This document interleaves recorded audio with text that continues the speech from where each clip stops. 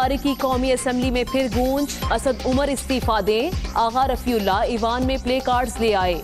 मुलाजमीन को निकालने का फैसला वापस लेने का मुतालबा, रूल्स ईवान में पोस्टर्स लहराने की इजाजत नहीं देते, डिप्टी स्पीकर कासिम सूरी बरहम।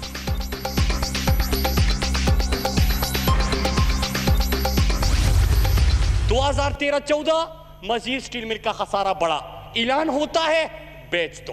और मुझे याद पड़ता है स्पीकर साहब, मुझे इसलिए याद पड़ता है कि इन्होंने कहा PIF बेच दो, स्टील मिल बेच दो, ये इदारे बेच दो। मैं यहाँ पे खड़ा हो गया, मैंने कहा कि हुकूमत ना हुई, ओलेक्स हुआ, हर चीज बेच। नून लीग के दौर में न इनसे प्राइवेटाइज होता है, न इनसे खसारा खत्म होता है, न रिफॉर्म्स का कोई एजेंडा होता है, न इनके पास कोई सलाहियत होती है। खसारे में आप लेके गए थे, रिफॉर्म हम करने जा रहे हैं, बंद आपने किया था, चलाने हम जा रहे हैं, मुजरिम हम हैं, अवार्ड आपको दिया जाए।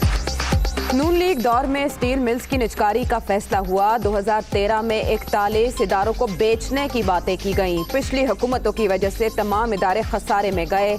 गुज़श्ता अदवार में होने वाले मुआहिदों का किसी को इल्म नहीं होता था। मुराद सईद।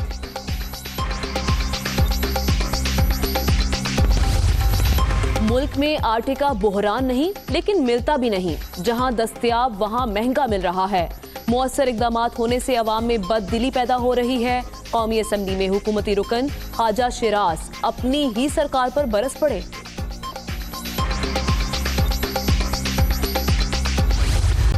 कोरोना से अलार्मिंग सूरत हाल, एक ही रोज में रिकॉर्ड 5,385 केसेस, तादाद 1,13,702 हो गई। वायरस से मजीद 83 अफराद जाम बहक। अब तक 2,255 अमवात। पंजाब में 43,460, सिंध 41,303, खैबर पख्तूनख्वा 14,527, बलूचिस्तान में 7,031 अफराद वायरस का शिकार।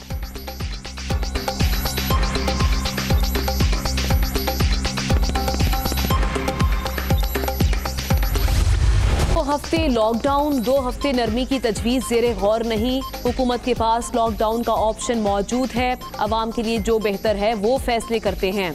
आलमी इदारा सेहत सिर्फ वबा को देखता है, इसकी तजावीज़ पर अमल दरामद ज़रूरी नहीं।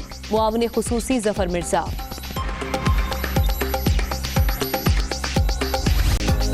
लॉकडाउन में नरमी का नाजायज फायदा, मार्केट्स और बाजारों में हर तरफ रश ही रश। मास्क, ना समाजी फासले का ख्याल, खरीदार और दुकानदार बेखौफ, हिफाजती तदाबीर नजरअंदाज, कोई पूछने वाला नहीं।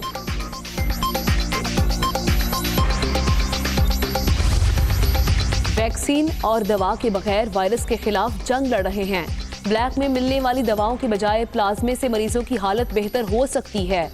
80% अफराद प्लाज्मा लगने से सेहतयाब हुए। डॉक्टर ताहिर शम्सी की प्रेस कॉन्फ्रेंस।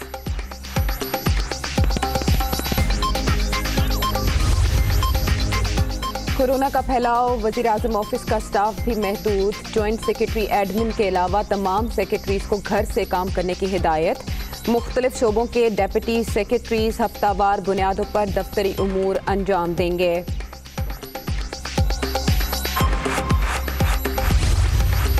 वज़ीर आज़म की ज़ेरे सदारत कौमी इक़्तिसादी काउंसिल का इजलास। विफाकी और सूबाई तरक्याती बजट में 18% तक कमी तजवीज़। तरक्याती प्रोग्राम का मजमूई हजम से 1,413 अरब मुख्तस करने का प्लान। आइंदा माली साल के लिए इक़्तिसादी तरक्की का हदफ 2.3% रखने पर गौर।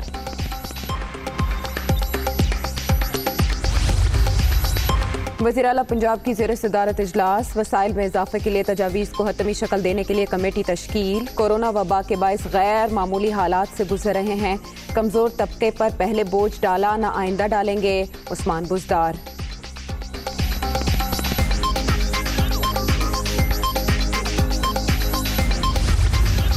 सिंध का आइंदा माली साल का बजट भी कोरोना से मुतासिर होने का खदशा। तरक्याती बजट में 35 अरब रुपए तक कमी का इम्कान। प्रोजेक्ट्स की तादाद भी कम करने पर गौर। सिर्फ जारी मंसूबों को मुकम्मल करने के लिए तरजीह दी जाएगी।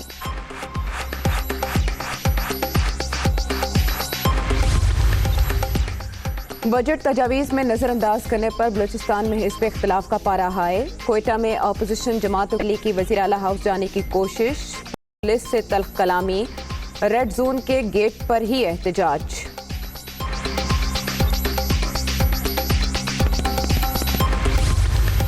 बैरून मुल्क मुकीम पाकिस्तानियों को मुश्किलात, शहबाज शरीफ का इजहार तशवीश, वजीर आजम और वजीर खारजा बयान देकर भूल जाते हैं। सिफारत खानों के अदम ताउन की शिकायत आम हैं। हुकूमत वापसी का वाज़ेह प्लान और तारीख दे, ऑपोजिशन लीडर। शहबाज शरीफ की बेतुकी बयानबाजी, ड्राइंग रूम सियासत का अमली नमूना, हक़ाइक़ जाने बगैर तनकीद, हवा में तीर चलाने के मुतरादिफ। हुकूमत बैरून मुल्क से पाकिस्तानियों को वापस लाने के लिए हर मुमकिन इक़दामात कर रही है। फयाजुल हसन चौहान। जाली अकाउंट्स और मेगा मनी लॉन्ड्रिंग केसेस की समाअत, आसिफ अली जरदारी फरियाल तालपुर फिर गैर हाजिर। फर्द जुर्म मौखर, नैब हुकाम ने इस्लामाबाद की एहतसाब अदालत में रेफरेंस की कॉपियां जमा करा दी।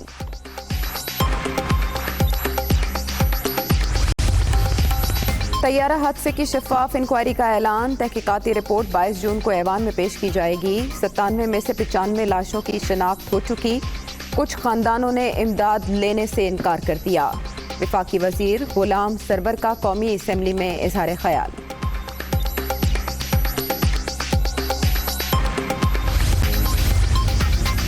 हुकूमत ने IMF की एक और शर्त मान ली, करेंसी स्मगलिंग और दहशतगर्दों की माली मुआवनत रोकने के लिए सेंटर बनाने का फैसला।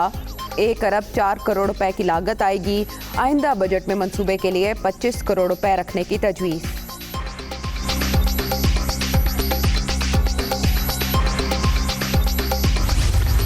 पेट्रोल और आटा बहरान के खिलाफ दरख्वास्त, पेशावर हाई कोर्ट ने वफाकी वजीर पेट्रोलियम और वफाकी सेक्रेटरी को कल बुला लिया।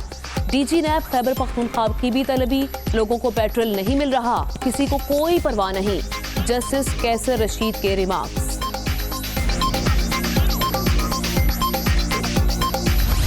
खत्म न हुआ बहरान, पेट्रोल की तलाश में जान हलकान। कराची, लाहौर, फैसलाबाद, पेशावर समेत कई शहरों में किल्लत बरकरार। कहीं पंप्स बंद, कहीं ओपन। जहां पेट्रोल दस्तयाब वहां लंबी कतारें। मोटरसाइकिल सवारों का हुजूम।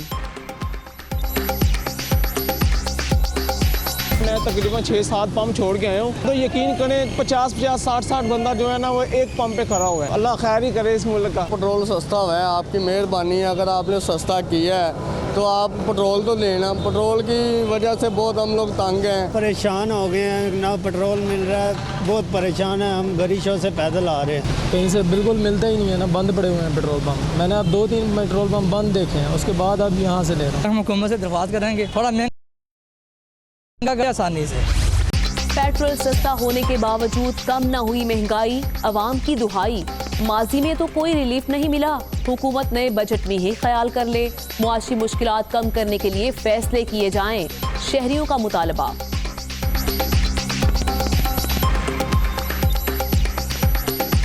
जितने भी आज तक जो बजट बने वो गरीबों के लिए नहीं बने, वो अमीरों के लिए बने।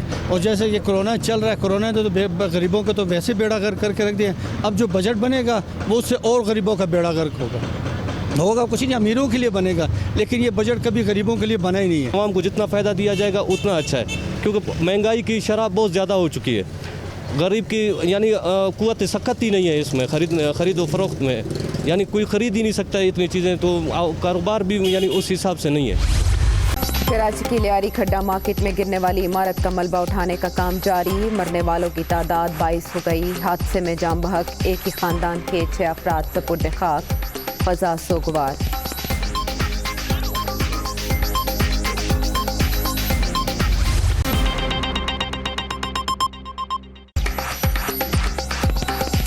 अस्सलाम वालेकुम, मैं हूँ सैयद आयशा नाज। मुझे कहते हैं आमना। हेडलाइंस आप जान चुके, बुलेटिन का बाकायदा आगाज होगा इस ब्रेक के बाद।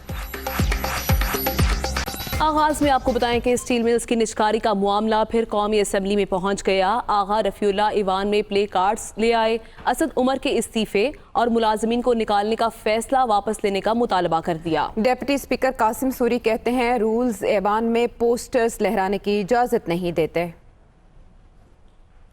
ये इस कौमी असम्बली के मेंबरान ने रूल बनाए हुए हैं, आप इस रूल की वायलेशन ना करें। पाकिस्तान कहता है कि आपने ये वादा किया, आप बेरोजगार नहीं कर सकते,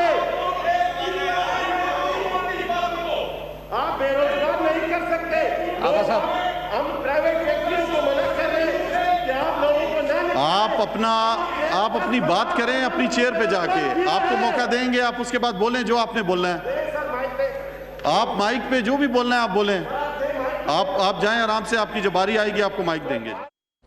वज़ीर मवासलात मुराद सईद का कहना है कि स्टील मिल्स निजकारी का फैसला मुस्लिम लीग नून के दौर में हुआ। तमाम इदारे पिछली हुकूमतों की वजह से खसारे में रहे। 2013 में 41 इदारों की निजकारी की बातें की गई। उन्होंने कहा कि 2008 में मुनाफे में चलने वाली स्टील मिल खसारे में गई। वाकई एक जरदारी सब इदारों पर भारी साबित हुए। पाकिस्तान के तमाम इदारे तकरीबन इन्होंने कहा कि इनको प्राइवेटाइज कर दे। पाकिस्तान का नाम किसी भी इदारे के साथ लगा हो, वो तमाम के तमाम इदारे खसारे में, और उसको गिरवी रखने या उसको बेचने का ऐलान किसकी तरफ से हुआ? इनकी तरफ से। 90s की दिहाई में पहली दफा पाकिस्तान स्टील मिल खसारे में चला गया, और 90s के दिहाई में हुकूमत किसकी थी और स्टील मिल किसके थे? यही से ये कहानी का आगाज होता है स्पीकर साहब। वो 2007-8 का फाइनेंशियल ईयर देखिए तो 9.2 बिलियन पाकिस्तान स्टील मिल का प्रॉफिट था। 2007-8 में जो मुनाफे में स्टील मिल था वो 8-9 में खसारे में चला जाता है। और इन्होंने बिल्कुल सही बात की है कि एक जरदारी सब पर बारी। पाकिस्तान के तमाम इदारों पर अपनी बारी गुजरा।